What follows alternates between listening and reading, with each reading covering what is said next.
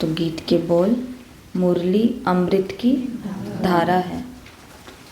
तो चाहे वो मुरली हो, मुरली अमृत की धारा करती दुखों से किनारा, नर से नारायण और नारी से लक्ष्मी का पद प्राप्त कराती है। तो मुरली क्या है? परमात्मा वाणी है। तो चाहे मुरली हो जो डायरेक्ट परमात्मा के बोल हैं, है ना, चाहे गुरु ग्रंथ साहिब के अंदर गुरु की वाणी है, चाहे बाइबल है जिसके अंदर वर्शंस हैं, या कोई भी धम्पद है, कोई भी धर्म शास्त्र जो होता है उसकी वाणी को अमृत कहा गया है। अमृत की वो वाणी नहीं है, वो क्या है? अमृत वाणी है। तो अमृत के क्या होते हैं? 7 गुण। भगवान की वाणी जो अमृत है, तो इसके क्या 7 लक्षण होते हैं या क्या 7 विशेषताएं या गुण होते हैं? सोचो, बताओ। जैसे निरोगी, कोई रोग नहीं होएगा। बिल्कुल, कि अमृत जो है वो कोई भी प्रकार की बीमारी है ना, तो उसकी जड़ को खत्म करता है, रोग की जड़ को खत्म करता है। एंटीडोट होता है ना, कि अगर किसी ने बहुत कुछ गलत पॉइजन ले लिया है या कुछ पी लिया या कुछ कर लिया, तो इसका एंटीडोट ये है, इसको ये कर दो तो इसका ये हो जाएगा, इसको ये कर दो। तो ऐसे ही जो बीमारियां हैं, आत्मा को भी जो रोग लगे हुए हैं उसका भी ये क्या है? ये वाणी एंटीडोट है, इलाज करती है, जड़ से खत्म करती है रोग को, जहर को तोड़ती है और व्यर्थ को खत्म करती है। व्यर्थ को, चलो इसके अंदर तो आ गया, जहर को तोड़ती है। जहर हमारे अंदर व्यर्थ का परिचित, मृत्यु नहीं होती, अमर बनाती है। अमृत किसको बोला जाता है? जिसके अंदर अमृतत्व हो। अमृतत्व मतलब कि जो अमर बना, अविनाशी बना दे उस चीज को। कहते हैं ना कि अमृत पी लिया। अमृत जैसी चीज इस दुनिया में है कोई? अमृत जैसी चीज ढूंढने पर निकलेंगे तो ऐसा कोई पीने का जूस या ऐसा कुछ नहीं है कि पी लिया और कुछ हो गया, नहीं है। परंतु फिर भी कहा गया कि अमृत को क्या प्रदान होता है? अमृतत्व प्रदान होता है कि एक घूंट भी अगर उसकी पी ली ना, तो वो व्यक्ति हमेशा अमर रहेगा, कभी भी मरेगा नहीं। तो ऐसी ही परमात्मा वाणी भी क्या है? अमृतत्व है, अमर है, सदा अविनाशी है और शीतल, अतीन्द्रिय सुख और मीठा, स्वीटनेस। परमात्मा वाणी या देववाणी, आकाशवाणी, जिनको भी ये वरदान प्राप्त है, ये सभी कैसी होती है? बहुत स्वीट होती है, मिठास से भरी हुई होती है। तो अमृतत्व को प्राप्त होता है परमात्मा वाणी को। अमृत क्यों कहा जाता है? क्योंकि ये अमृतत्व को प्राप्त है, अमर है एक वाक्य इसका। दूसरा, जहर को तोड़ता है ये।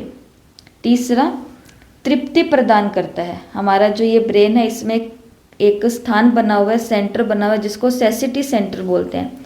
तो उसके अंदर क्या होता है? जैसे हम खाना खा रहे हैं, ये सबका अनुभव होगा, खाना खा रहे हैं, पानी पी रहे हैं या कुछ भी है, तो खाने या पीने के बाद में एकदम से एक संकल्प उठता है कि बस अब हो गया, अब मेरे से और नहीं खाया जाएगा। होता है ऐसा सबके साथ में कि बस अब हो गया। तो ये एक सेंटर बना होता है हमारे ब्रेन के अंदर, जो पूरे शरीर को ये मैसेज पहुंचा देता है कि अब तृप्ति हो गई है। तो इसी प्रकार से परमात्मा वाणी भी क्या है? तृप्त करने वाली है। एक बारी जिसने ये वाणी सुन ली, उसके बाद उसको दुनिया में कोई और भूख रहेगी कि थोड़ा ये कर लूँ, थोड़ा ये कर लूँ, ये कर लूँ। उसको इससे ऊपर और कोई भी चीज़ नहीं दिखेगी, नहीं मिलेगी, तृप्ति हो जाएगी। और परमात्मा वाणी जो है ये हीलिंग करती है, इलाज करती है। अंदर गहरे घाव लगे हुए हैं, उसने ये कहा था, उसने ये किया था, उसने ये बोला था, उसने मेरा घर बर्बाद कर दिया था, जैसे जैसे दर्द हमने पकड़ के रखे हैं, उन सभी का इलाज कैसे होता है? भगवान की वाणी सुन सुन के हो जाता है। और स्वीटनेस, हरि माता ने बताया ना कि परमात्मा वाणी कैसी है? मिठास से भरी हुई है और संजीवनी है। ये क्या देती है? नया जीवन देती है। नया जीवन मिला ना, अभी तक तो जी रहे थे सभी, लेकिन परमात्मा वाणियाँ सुन सुन के, अब वो चाहे कोई भी धर्म शास्त्र हो, लेकिन हर एक जब अपने धर्म को सुनता है, पढ़ता है या लिखता भी है उस वाणी को, तो उसको अपनी जीवन एक नई बन जाती है।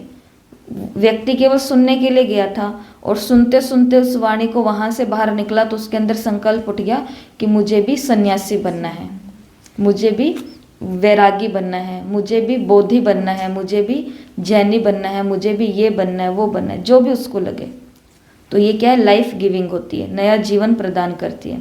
और लास्ट, जो भी आपको पहले साकार मुरली में बताया कि परमात्मा वाणी जो होती है, इसको अमृत क्यों कहा जाता है, क्योंकि ये अपोर्ष्य होती है। अपोर्ष्य का मतलब डिवाइन सोर्स। इसको कहीं से बैठ के लिखा नहीं जाता है, कहीं से बैठ के सुना नहीं जाता है, कहीं से रिकॉर्डिंग नहीं किया जाता है, कहीं से कुछ नहीं होता है। ये कहाँ से आती है, डायरेक्ट ऊपर से आती है, जिसको आकाशवाणी कहते हैं। आकाश ऐसा नहीं कि आकाश कोई खुल जाता है और उसके अंदर से कोई आवाज आती है, आकाशवाणी कि बस ऊपर से ही आई अभी आवाज। वही बात है कि कोई पूछे कि 5000 साल का ही ड्रामा क्यों है। अब हमने एक बार उनको कोर्स में समझा दिया, लेकिन उनकी सुई कहाँ अटक गई है, 5000 वाले कोर्स में आकर के कि आपको कैसे पता, आप हमको प्रूफ दो, आप हमको प्रूफ दोगे तो हम मान लेंगे।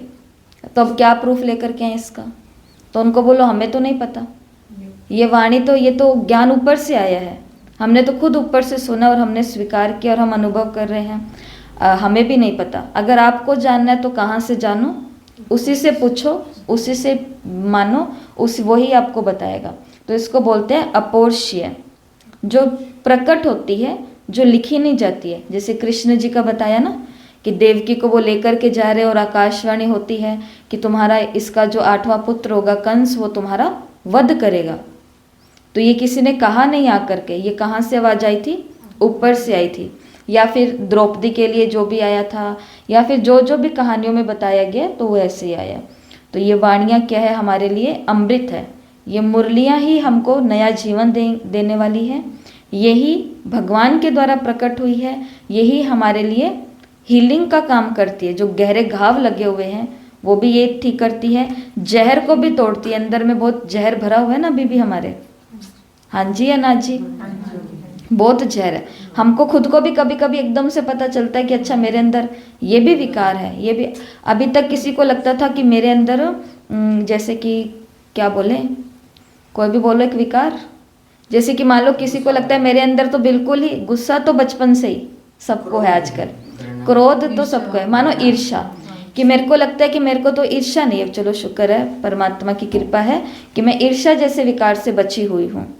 लेकिन आज ही मैंने सोचा और आज एक आत्मा ऐसी आ गई कि जिसकी तारीफ हो गई मेरे आगे कि देखो ये कितना अच्छा पुरुषार्थ कर रहे हैं, ये कितना अच्छा सेवा कर रहे हैं, ये कितना अच्छा होमवर्क कर रहे हैं, कितना अच्छा ये कर रहे हैं। और इतने में ऊपर से तो स्माइल और अंदर में कुछ कुछ तो हो रहा है, कुछ कुछ हो रहा है। तो हमको खुद ही पता चल रहा है रोज ही कि हमारे नए नए जहर है अंदर भरे हुए हैं। तो ये वाणियाँ क्या करती है, उन जहर को तोड़ने का काम करती है। मुरली में ही कहीं पर बाबा कह देता है कि जो जितना करेगा वो उतना पाएगा, जो बोएगा वही वो काटेगा। तो ये बातें हमको फिर और पक्का करा देती हैं। तो आज भट्टी का लास्ट दिन है, 21वां दिन है। 21 दिन कम नहीं होते हैं, बहुत ज़्यादा होते हैं। लगातार 21 दिनों तक 4-4, 3-3, 4-4, 3-3, 4-4 इतनी बड़ी बड़ी मुरलियाँ, 11-11 पन्नों की मुरलियाँ रोज पढ़नी, फिर उसके लिए होमवर्क करना, फिर यहाँ पर उसका डिस्कशन करना, फिर उसको सुनना, फिर घर जाके पढ़ो क्योंकि उसमें से होमवर्क निकालना है, प्रश्न उत्तर निकालना है, सब कुछ करना है। तो ये कम बात नहीं है, ये अपने आप में बहुत बड़ी एक तपस्या है। लेकिन क्योंकि ये तपस्या जब साथ में होती है तो थोड़ा सहज हो जाती है। अकेले अकेले को बोला जाए कि 21 दिनों में ये 53 मुरलियाँ पढ़नी है, तो वही बात है कि 1 जनवरी को सब लोग रेजोल्यूशन लेते हैं कि 1 जनवरी से मैं ये नया संकल्प लेता हूँ, मैं ये करूँगा। और वो कब तक चलता है, बस उसी दिन तक। 2 जनवरी को भी शायद नहीं होगा, या चलेगा तो 2 जनवरी तक चलेगा। लेकिन संगठन होता है तो थोड़ा तो कुछ हो ही जाता है कि हम मिल करके ये करेंगे, मिल करके। तो इस भट्टी के नियम थे, क्या नियम थे, 4 नियम बताए थे सभी को। ये भी तो दीदी लगातार 21 दिन आए भी तो हैं। वही तो, ये अपने आप में तपस्या है। हाँ, इसको सुनना, मन कराने भी घर पे रुके, घर पे रुके, तो इसको सुनना, इसके लिए एक्स्ट्रा टाइम निकालना, 1-1 घंटा भट्टी के लिए बैठना, फिर ये बातें सारी अंदर खोपड़े के अंदर जानी, नए नए इंग्लिश के शब्द। माताओं देखो, यूथ होता है ना, तो उसके लिए तो बहुत आसान है फिर भी कि हाँ ठीक है, ये पढ़ाई की बातें, ये है, ये है, ये है, ठीक है, मेथड है, फलाना ढिमकाना जो भी है। लेकिन माताओं के लिए तो इंग्लिश के नए नए शब्द, ये मेथड, ये मेथड, ये मेथड, चलो ठीक है आगे के आगे देखेंगे, पर आज का ये है, चलो आज तो ये सीख लेते हैं जो भी है। तो ये अपने आप में क्या है, बहुत बड़ी तपस्या है। तो 21 दिनों की हमारी ये तपस्या आज पूरी होती है, तो इसकी भी सबको बधाई हो, बधाई हो, बधाई हो। तालियों में थोड़ा ठंडक है। तो इस भट्टी के 4 नियम थे। कौन कौन से 4 नियम थे? पहला नियम था ईगल जोन 1 घंटा। ईगल जोन पढ़ाई का, रात को एक आधी घंटा तो हो ही रहा है, आधी घंटा दिन में भी सब लोग पढ़ ही रहे होंगे, तो ईगल जोन 1 घंटा। Buffalo zone 0। वो कह रहे हैं कि ये तो 0 ही रहा हमारा। 0 ही रहा क्या? बफेलो जोन में तो नहीं गए, बाहर निकले ही नहीं तो ईगल के अंदर ही रहे, बाहर निकले ही नहीं। तो बफेलो जोन चाहिए था 0, ईगल जोन, बफेलो जोन। फिर आगे था, ये दोनों एक में ही था, जोन के अंदर था, है ना। फिर अगला था कि डेली होमवर्क जो भी करेगा तो वो पोस्ट करना है। ये भी एक आपको बोला था कि डेली का होमवर्क उस ग्रुप के अंदर डालना है। फिर अगला नियम ये था कि डेयरी के जो भी ये प्रोडक्ट्स हैं या डेयरी का जो भी सामान है उसको क्या करना है, बिग नो करना है। एक ये नियम था 21 दिन का। और एक नियम ये था कि प्रकृति के साथ में कनेक्ट होना है, चाहे 2 मिनट, चाहे 5 मिनट, चाहे 10 मिनट, चाहे 15 मिनट, चाहे आधी घंटा, लेकिन प्रकृति के साथ में कनेक्ट होना। जैसे कल सबने यूनिवर्स को पत्र लिखा, अब वो पत्र तो सबने घर के अंदर बैठ के लिखा होगा ना, घर के अंदर हो सकता है, रजाई के अंदर, रजाई के अंदर तो नहीं, ठीक है, कोई कोई ने लिखा, ठीक है, तो भी अच्छा लगा, आप लोग बता रहे हैं कि अच्छा लगा। लेकिन वही अगर पत्र हम बाहर निकल करके प्रकृति के बीच में लिखें तो उसका एक अद्भुत ही छाप होगी। जैसे कि एक ये होके गए ना, एक आर्टिस्ट होकर के गए हैं, चित्रकार होकर के गए विदेश के अंदर, तो वो क्या करते थे, सुबह पेंटिंग बनाने के लिए बैठते थे और रात तक ही बनाते रहते थे। तो उनसे पूछते थे कि आप ये कर क्या रहे हो, तो वो, क्योंकि वो पेंटिंग किसकी बना रहे हैं, सूरज की बना रहे हैं, तो वो कहते हैं सूरज के सामने बैठूंगा तभी तो सूरज की बनाऊंगा। तो सूरज उगा कैसे, फिर ऊपर कैसे गया, फिर इस दिशा में, इस दिशा में, इस दिशा में, और उस दिशा में जाके धीरे धीरे ढल रहा है। उन्होंने हर एक उसकी एक्टिविटी को देखा है। और फिर और एक होता है कि कमरे के अंदर अपनी नोटबुक उठाई और सूरज बना दिया, लालिमा बना दी, पंछी बना दिए, ये सब कुछ कर दिया, बादल बना दिए। और एक होता है सूरज को देखते देखते वो करना, तो फिर उनकी पेंटिंग आज करोड़ों अरबों के अंदर भी बिकती है उनकी। तो ऐसा ही है, एक होता है कि यूनिवर्स को हमने लेटर लिखा कर अंदर बैठे बैठे अच्छा लगा, परंतु ये प्रकृति के सानिध्य में जाकर के हम करें तो फिर और भी अच्छा लग सकता है। तो ये भट्टी के 4 नियम थे। तो जिन्होंने ये चारों नियमों को पालन किया है 90% तक भी, 100 नहीं बोलते हैं आपको। एक दूध वाला रह गया, मिल्क वाला, दूध वाला डेयरी बिग नो, मेरे को लगा कि आपका रह गया। मैंने कहा आपने तो कहा था आप तो डेयरी वाले ही हैं, माना नियम को फॉलो करने वाले। तो डेयरी को क्या करना है, बिग नो करना है। ये थे ना 4 नियम। तो जिन्होंने 90% भी इन चारों नियमों का पालन किया है, 100% नहीं बोलती हूँ मैं, 90% भी आपको लगता है कि मैंने ये नियम पूरे पालन किए हैं, तो आज ग्रुप में वो अपना नाम लिख करके भेज देना, ठीक है। शहर के तो शहर के, बाहर के तो बाहर के। तो फिर उनको क्या मिलेगा, क्या मिलेगा, गिफ्ट मिलेगा। पिछली बार ही बोला था उनको ट्रॉफी मिलेगी, परंतु ट्रॉफी का प्रोग्राम कैंसिल है। 15-20 दिन पहले जब भट्टी जब शुरू हुई थी तो उसके बाद में ये ख्याल है कि ट्रॉफी नहीं, मेडल मिलेंगे।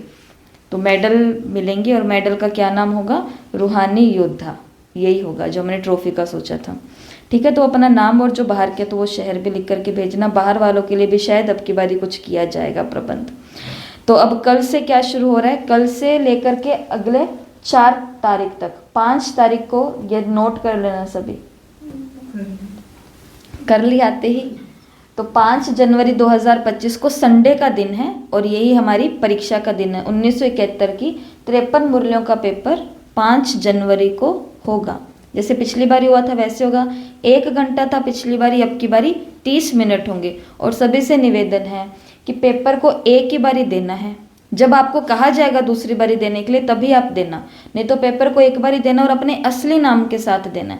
नहीं तो क्या होता है, कोई ने देखो, आप अगर बेईमानी करेंगे तो किसके साथ करेंगे, तो बाबा के साथ करोगे या अपने साथ करोगे?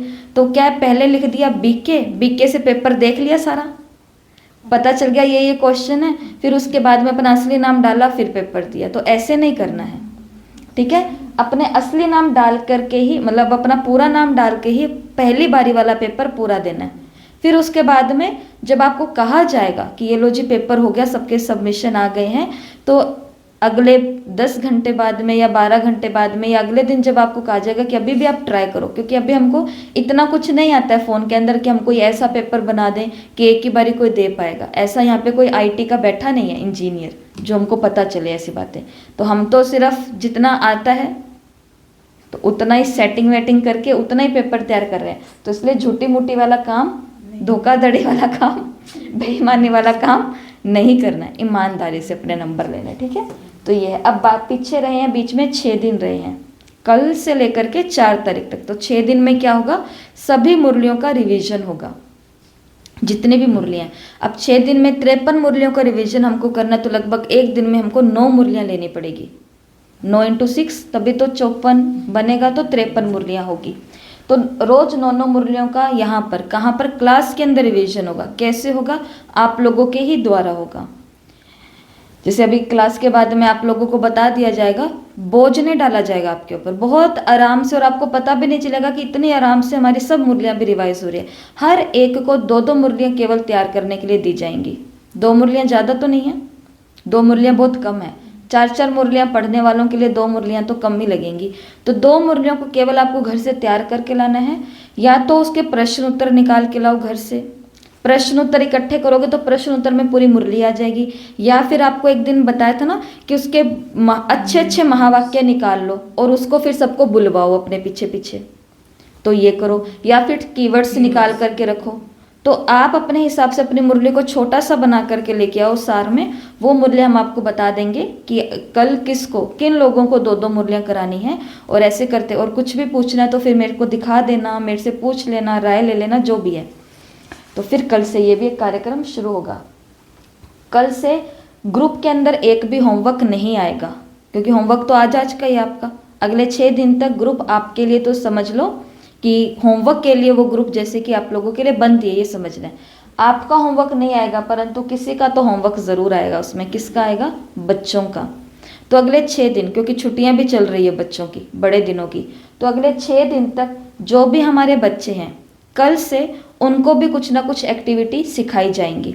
तो अगर जिनके बच्चे हैं तो उनको आज भी आप ये कह सकते हो, तो उनको जो भी एक्टिविटीज़ दी जाएगी वो कल ही आपको बताएंगे। तो उनकी एक्टिविटीज़, चाहे वो वीडियो हैं, चाहे वो ड्राइंग्स हैं, चाहे वो कुछ भी हैं, 10 साल से कम बच्चे या 15 साल से कम बच्चे, 15 साल से नीचे वाले सभी बच्चों के लिए ये रूहानी फरिश्ते किड्स हो जाएगा अब ग्रुप। तो होमवर्क आएगा तो सिर्फ किसका आएगा, बच्चों का आएगा। आप लोगों को तो बड़ी पढ़ाई करनी है ना। फिर रात को आधी घंटा जो हमारा 8 से लेकर के 8:30 का टाइम है, जैसे आज रात को 8 से 8:30 बजे हम क्या करेंगे, क्योंकि मुरलियाँ तो सारी कंप्लीट हो गई है। आज रात को 8 से 8:30 बजे चुपचाप हम सभी उन 9 मुरलियों को पढ़ने की कोशिश करेंगे जो कल 9 मुरलियाँ हम क्लास के अंदर सुनने वाले हैं। तो एक साथ में 2-2 मुरलियाँ हमारी रिवाइज हो जाएंगी, 2 बारी मुरलियाँ रिवाइज हो जाएगी। किसी को कुछ बोलना नहीं है, कोई मुरली को रिवाइज नहीं करवाने वाला है, कोई उसके पॉइंट्स नहीं बताने वाला है। आधी घंटा तक जितने भी मुरली हमसे स्पीड रीडिंग से पढ़ी जा रही है, रात को 8 से 8:30 ग्रुप में सारी मुरलियाँ आ जाएंगी। तो उन 9 मुरलियों को हमको केवल उठाना है और पढ़ना है। जिन 9 मुरलियों को कल हम सुबह क्लास के अंदर आप माताएं या भाई रिवाइज करवाएंगे, वो आज रात को ही हम एक बारी पढ़ लेंगे। तो अगर इस फ्लो के हिसाब से, चार्ट के हिसाब से चलोगे तो आपकी मुरलियाँ बहुत आराम से हो जाएंगी, अगर आप घर पे भी सिर्फ कुछ ना करें तो भी, ठीक है। तो आज 3 मुरलियाँ हैं लास्ट। तो पहली मुरली है 26/10/1971 की। इसके लिए हम जो मेथड यूज़ करेंगे ये है action words method. Action words method क्या होता है, ये छोटे बच्चों को कराया जाता है कि उनको कोई भी वर्ड दे देते हैं, कोई भी शब्द दे देते हैं, और उस शब्द को उनको कैसे करना होता है, एक्शन से करना होता है। जैसे कि मानो करवाया था ना तो बच्चों को ये कैसे कराते, जैसे बच्चों को एक शब्द दे दिया गोस्ट, मतलब भूत, और बच्चों को कहा कि अब आपको इस शब्द को सबको समझाना है, तो वो बच्चा ऐसे करके बताएगा, तो सब लोग समझ जाएंगे कि ये तो गोस्ट है ना। ऐसे ही एरोप्लेन, उनको शब्द मिल गया एरोप्लेन का, एरोप्लेन, ठीक है, अब वो सबको समझाएंगे तो सब समझ जाएंगे एरोप्लेन। तो 26 तारीख की मुरली को अभी हम एक्शन वर्ड्स मेथड के हिसाब से पढ़ेंगे। तो अभी मैं आपको कुछ एक्शन बोलती हूँ, आपको वो एक्शन करने हैं। एक बारी कॉपी पेन थोड़ा सा,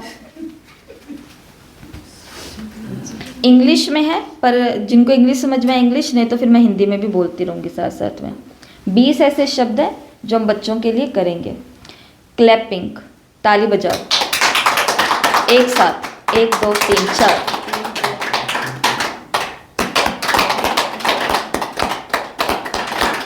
तीन हो गया ना, एक साथ बजाओ, आपस में आपकी मिलनी चाहिए। मैं बोलती हूँ clapping, clapping,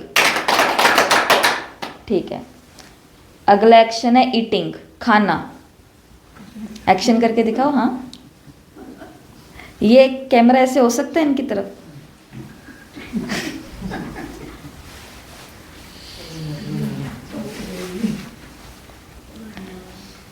clapping, eating, eating, हाँ सिर्फ एक्शन करना है। पीछे भी करेंगे, सुरेंद्र भाई जी भी करेंगे। ड्रिंकिंग, पीना, कोई ऐसे पी रहा है, कोई ऐसे पी रहा है।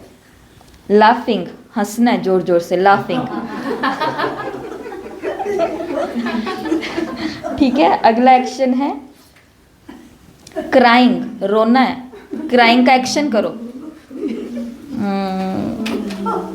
वो देखो, रोने के लिए चश्मा भी तो उतारना पड़ता है। सही एक्शन किया। रीडिंग, पढ़ना है, बिना किताब के पढ़ो, सिर्फ पढ़ना है, पढ़ना है, पढ़ना। ओके, रीडिंग हो गया। राइटिंग, लिखना है। कितनी अच्छी एक्टिंग कर रहे हैं सारे। जंपिंग, कूदना है, बैठे बैठे कूदो। वॉकिंग, चलना है। डांसिंग, डांस करना है। हाँ तो करो डांस, डांसिंग के एक्शन करो। ठीक है जी, बहुत अच्छा। फिर इसके बाद में है स्माइलिंग, हंस के, स्माइल करके दिखाने, मुस्कुरा के। रनिंग, भागना है। कटिंग, काटना है, मानो पेपर काटना है, कोई भी चीज काटनी है, ठीक है। कटिंग। ब्रशिंग, ब्रश करना है। फिर उसके बाद में है थिंकिंग, सोचना है। सोचते कैसे हम? गहरी गहरी सोच में क्या है, क्या है, क्या है, सोचना। फिर उसके बाद में थ्रोइंग, मतलब थ्रो करना, बॉल को फेंकना या कोई भी चीज़ को फेंकना, थ्रोइंग।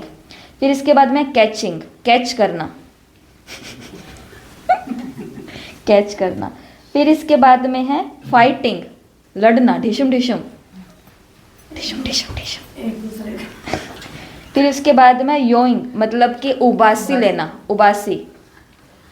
जिनको भी सच में आ रही है वो ले लो, अभी अच्छा मौका है, अब नहीं आ रही। और लास्ट में फिर से है क्लैपिंग, ठीक है। तो ये ऐसे 20 एक्शन हैं जो बच्चों को सिखाते हैं। तो मतलब अपनी बात को हमें कहना नहीं है, अपनी बात, लेकिन हमें केवल क्या करना है, एक्शन करना है। तो अभी जो ये मुरली है ना 26 तारीख की, तो इस मुरली को हम पढ़ना शुरू करते हैं। रात को मुरली सबने पढ़ी है ना? तो मुरली का टाइटल है कर्म का आधार वृत्ति, कि मतलब वृत्ति से ही बाबा ने, पांडवों की भट्टी चल रही है ना, पांडवों की भट्टी चल रही है। और अभी मतलब आपको कॉपी पेन तो छोड़ना पड़ेगा क्योंकि एक्शन के साथ ही हम ये करने वाले हैं ना। तो ये सिर्फ आप बाद में घर जाके आप वर्ड्स को लिख लेना, और ये वर्ड सारे मैं ग्रुप में भेज दूंगी, मुरली के जो भी हैं। तो ये पांडव जो है प्रवृत्ति में रहने वाले भाई जो हैं, या फिर सेंटर पर कहीं पर भी, मेन तो ये प्रवृत्ति वाले ही हैं। तो पांडवों की क्या हो रही है, भट्टी हो रही है। कहाँ? मधुबन में। सन कौन सा? 1971। तो कहाँ पहुँच जाना है? उस समय में पहुँच जाना है। पांडवों की भट्टी हो रही है, और कहाँ हो रही होगी? हिस्ट्री हॉल, हिस्ट्री हॉल में। और सारे कौन बैठे हैं वहाँ पर? पांडव ही पांडव बैठे हैं, सारे पांडव बैठे हैं। तो पावा ने शुरुआत में बोला कि निरंतर अपने को पांडव अर्थात पंडित समझने से सदा यात्रा और मंजिल के सिवाय और कोई स्मृति नहीं रह सकती। अगर खुद को हमेशा क्या समझेंगे, मैं पांडव हूँ, पांडव अर्थात मैं पंडा हूँ, पंडा अर्थात मैं गाइड हूँ, रास्ता दिखाने वाला हूँ, तो फिर उसको यात्रा और मंजिल के अलावा कुछ भी याद नहीं रहेगा, कुछ भी स्मृति में नहीं रहेगा। तो यात्रा और मंजिल, इसका एक्शन करके दिखाओ क्या होगा, क्योंकि हमको तो एक्शन वर्ड मेथड यूज करना है ना। यात्रा और मंजिल, इसका क्या एक्शन करोगे कि यात्रा और मंजिल के सिवाय मुझे कुछ भी याद ना रहे, कुछ भी याद ना रहे। तो पहला तो एक्शन ये होगा कि याद ना रहे, मतलब मैं गहरी याद में हूँ, गहरे चिंतन में हूँ, गहरी सोच में हूँ। किस गहरी सोच में हूँ, किस गहरे चिंतन में हूँ कि मुझे यात्रा और मंजिल के अलावा कुछ भी याद ना रहे। तो इसका आप एक सीन बना सकते हो अपने दिमाग। एक तो सोचने वाला एक्शन कर लिया कि सोच रही हूँ, सोच रही हूँ, सोच रही हूँ, क्या सोच रही हूँ, यात्रा और मंजिल के बारे में सोच रही हूँ।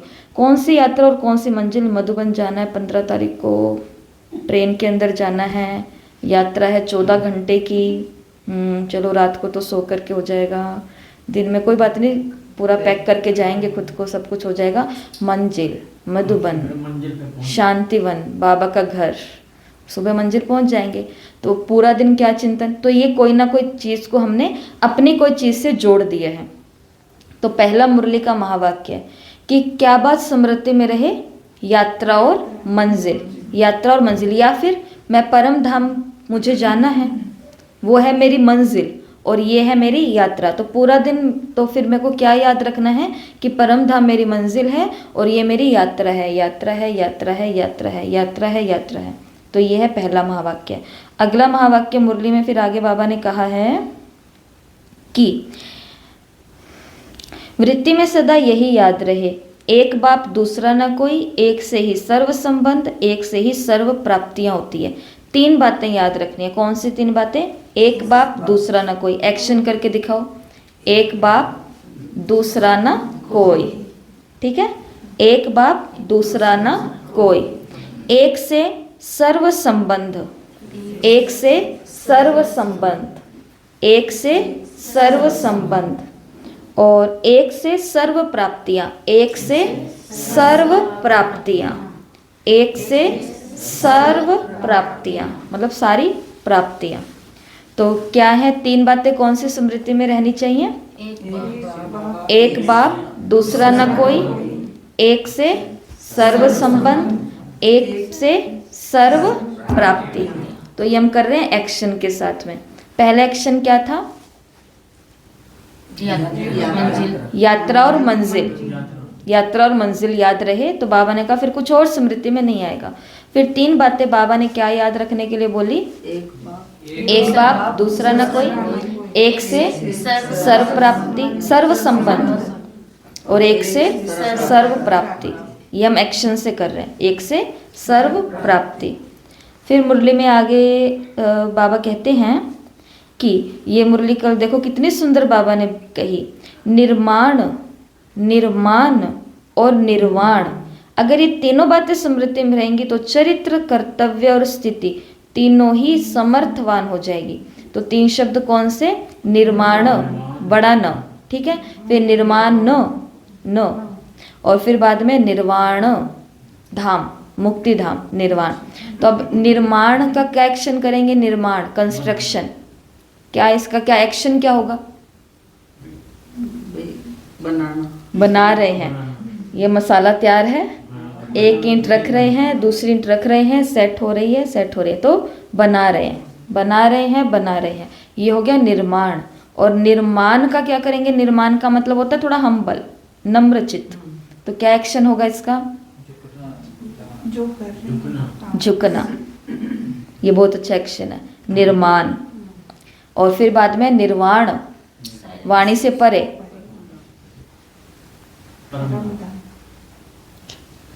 वाणी से परे जाना भाई, ठीक है। तो बोलो लक्ष्मीबेन, तीनों एक्शन करके दिखाओ। बनाना, ये हो गया निर्माण। फिर निर्माण, चुपचाप बता दिया, ऊपर जाना है। तो ये है निर्वाण, ठीक है। तो ये 3 एक्शन है। ये बाबा ने कहा हम, ये हमारा कर्तव्य है क्या? निर्माण करना। लेकिन निर्माण करने के लिए हमको बनना कैसा होगा? हमारी स्थिति कैसे बनानी होगी?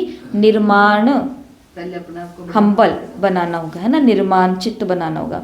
और फिर हम कहाँ की समृद्धि हमको आ जाएगी? निर्माण की, माना निर्वाण धाम, निर्वाण की स्थिति आ जाएगी। ठीक है, फिर मुक्ति, वाणी से परे निर्वाण धाम। फिर आगे मुरली के अंदर बाबा ने बोला कि सदा अपने को विश्व निर्माण करने के इंचार्ज समझो। इंचार्ज, इंचार्ज का एक्शन करके दिखाओ। वो देखो ऐसे बैठ के इंचार्ज। तो ऐसा ये वाला इंचार्ज नहीं, थोड़ा अच्छे वाला इंचार्ज बनना है। तो विश्व निर्माण करने के लिए स्वयं को इंचार्ज समझना है। तो इंचार्ज क्या होता है? इंचार्ज के आगे कुछ सेवाधारी होते हैं। तो इंचार्ज क्या करता है? तुमने ये सेवा कर ली, तुमने ये सेवा कर ली, हो गया, चलो अब अपने मिल करके अब ये करते हैं, मिल करके हमने ये कर लिया। तो इंचार्ज विश्व निर्माण के कार्य के लिए खुद को क्या समझना होगा? In charge, in charge, in charge, in charge. जिसके लिए बाबा ने बोला कि देखो बैटरी चार्ज करनी है, तो बैटरी को चार्ज करने का क्या सिंबल, क्या एक्शन बनाएंगे?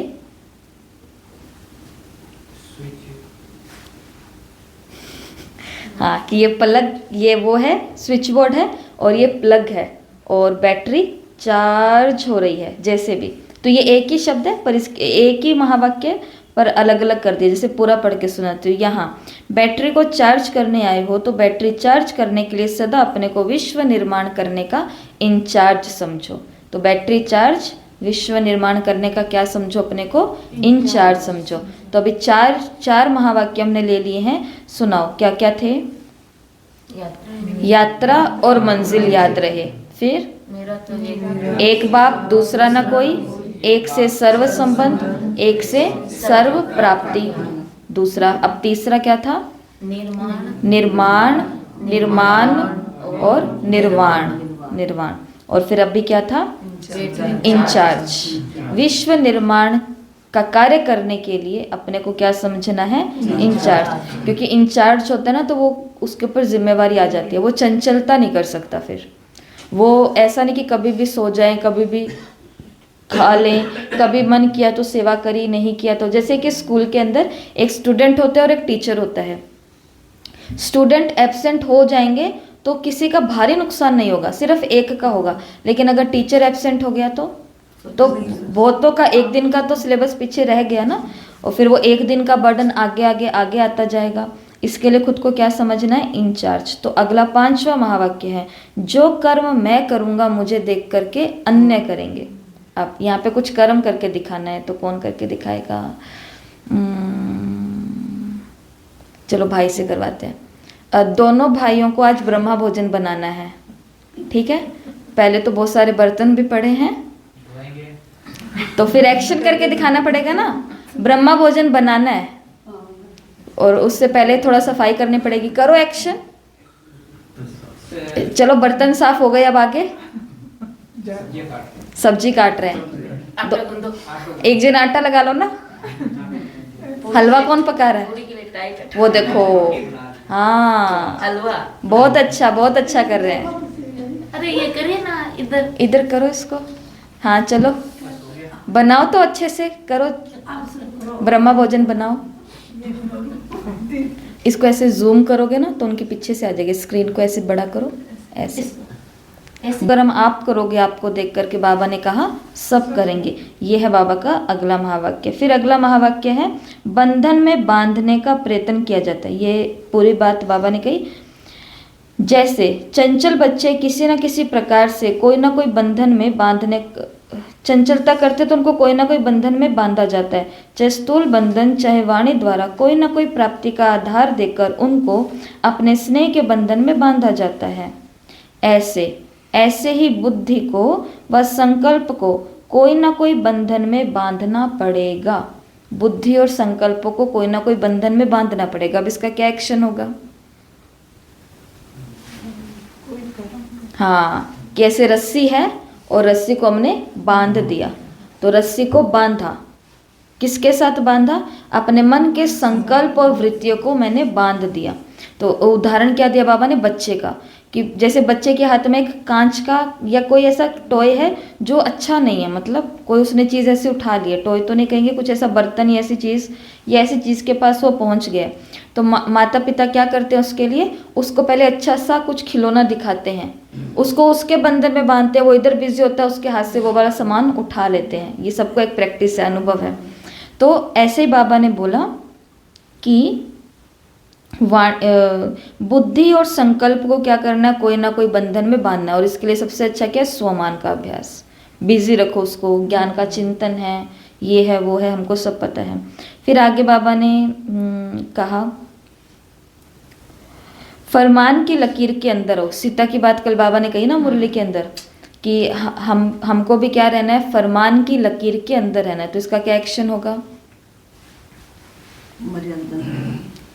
कि यहाँ पर एक लकीर, ये जैसे ये लकीर बनी हुई है माइक के तार की, ये लकीर है और मुझे कहाँ रहना है? इस लकीर के अंदर रहना है। तो इसका एक्शन करके दिखाओ। कौन करके दिखाएगा? एक को रावण बनना है, एक को सीता बनना है। कौन बनेगा रावण और कौन बनेगा सीता? आजो ममता बहन और कुसुम बहन, आजो रावण बन जाना। भिक्षाम देही माता, भिक्षाम देही। और ये है हमारे सीता मैया। पहले तो लक्ष्मण, पहले लक्ष्मण कैलाश में आओ। लक्ष्मण आया है, लक्ष्मण आया। अभी बैठ जाओ रावण, अब यहाँ बैठ जाओ, विद्वान है रावण। तो लक्ष्मण आया। लक्ष्मण क्या कह रहे हैं माता को? कि माते हम जा रहे हैं, आप इस लक्ष्मण रेखा के अंदर ही रहना, कोई भी आए आपको इसके बाहर कदम नहीं रखना है। तो ऐसा बोल करके इनको समझा दो। आप बोलो ना पहले, मैं जा रहा हूँ।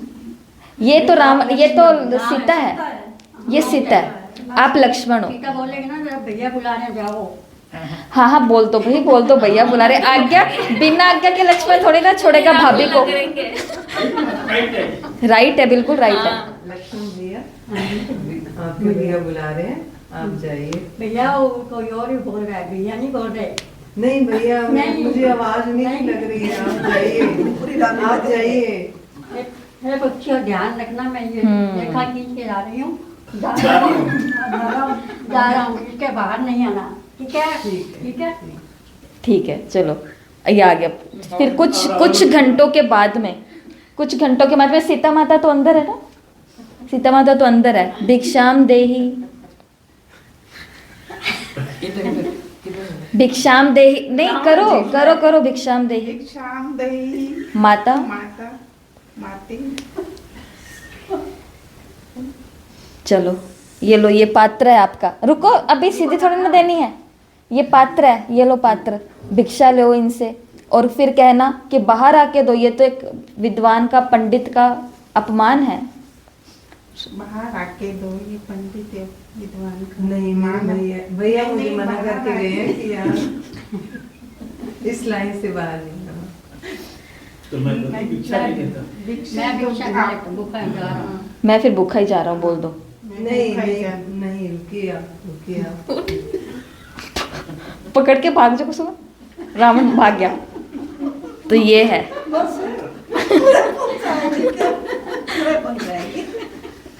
ठीक है। तो ये क्या है? बाबा ने कहा कहाँ रहना है? फरमान की लकीर के अंदर रहना है। फरमान की लकीर के अंदर हो तो सदा सेफ रहेंगे।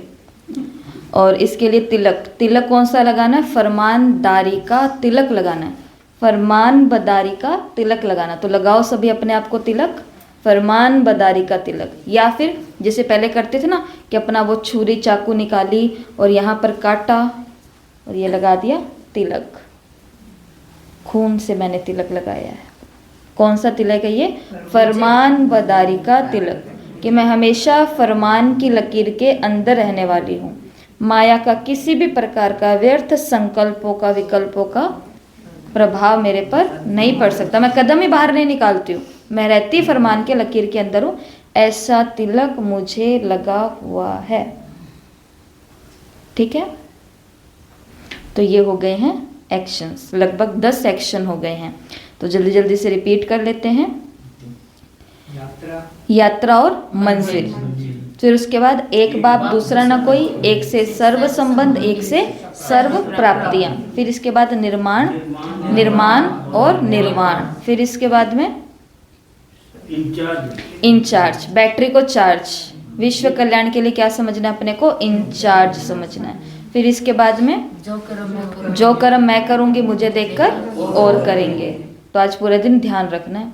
और बुद्धि में मन से संकल्पों को बांधना, बांधना है, तो रस्सी याद करना कि बांधना है, संकल्प बुद्धि इधर उधर नहीं जानी चाहिए, उसको बांध के रखना। और फिर पौधे फरमान की लकीर के अंदर पौधे, और ये तो सब जो कर्म मैं करूंगा मुझे देखकर और करेंगे उसके अंदर था। फिर फरमान की लकीर के अंदर रहना है तो सेफ रहेंगे।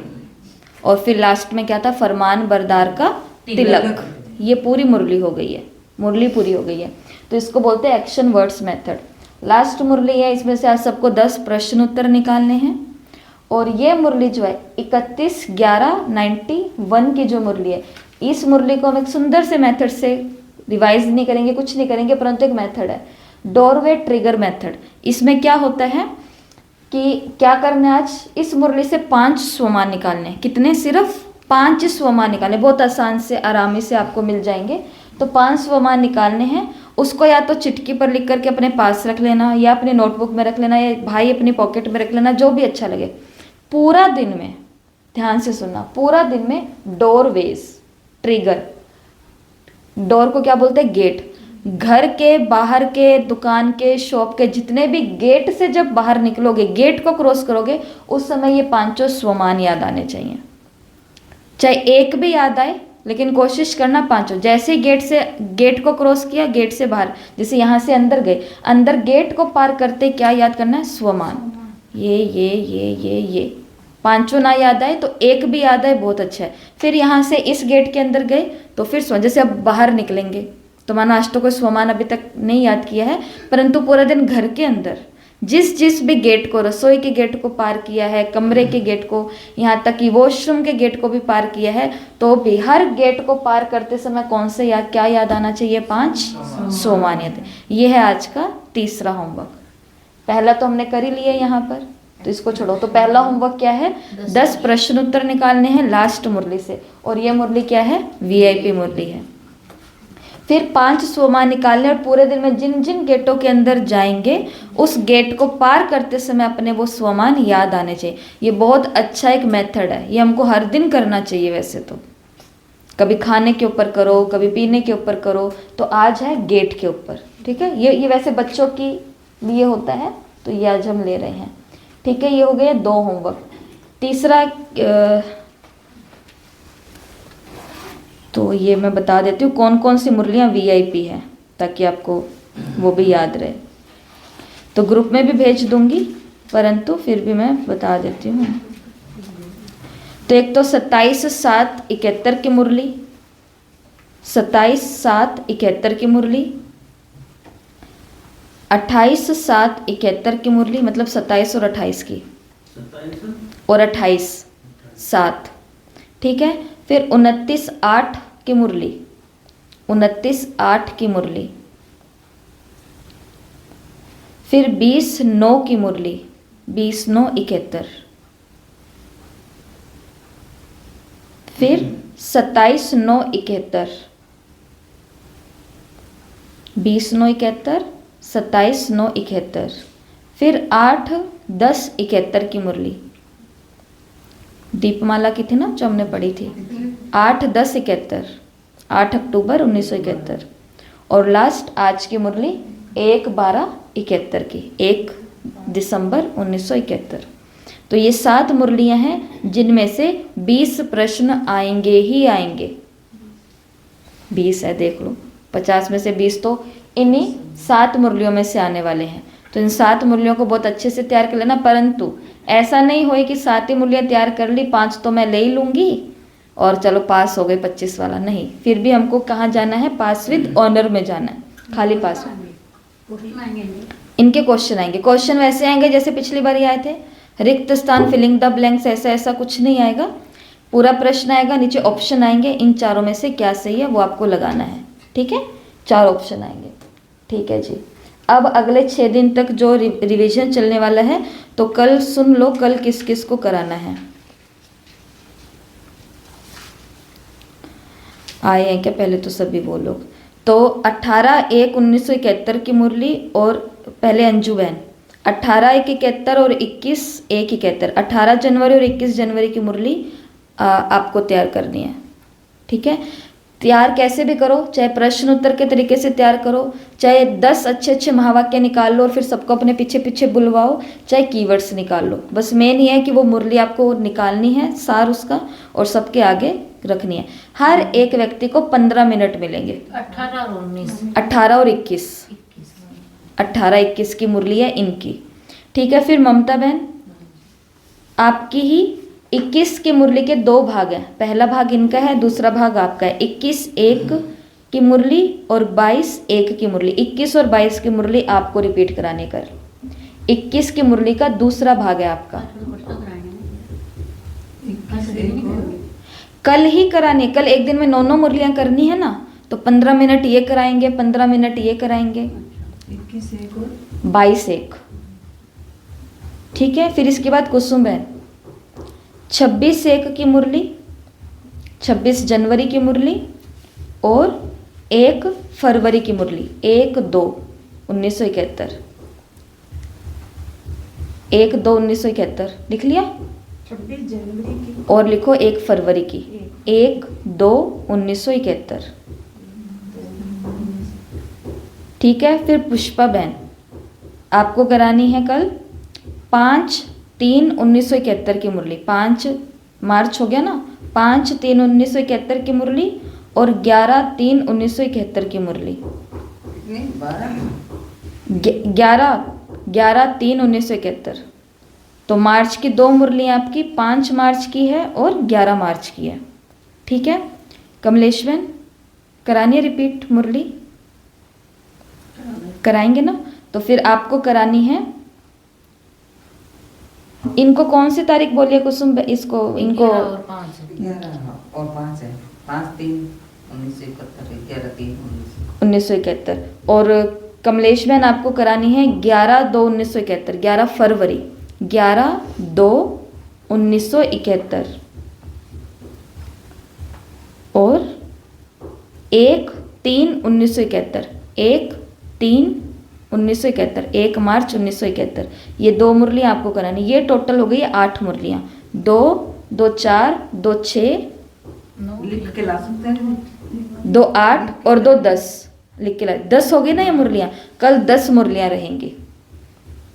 ठीक है, कल 10 मुरलियाँ रहेंगी। ये 10 मुरलियाँ हो गई है कल की।